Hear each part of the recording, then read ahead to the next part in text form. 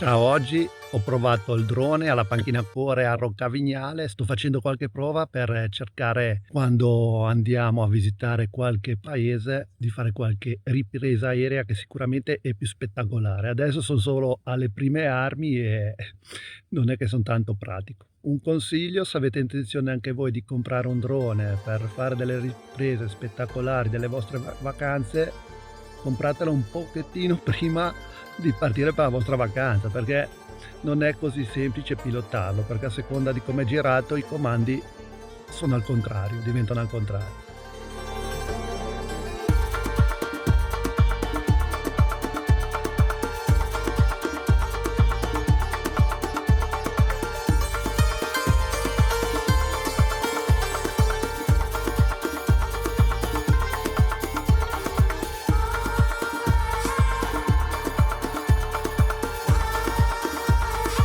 Oltre alla panchina del cuore troviamo la finestra panoramica e la panchina gigante. Oggi il tempo non è dalla nostra parte, ma vi assicuro che con il sole questo è un luogo perfetto per fare un picnic o semplicemente rilassarsi.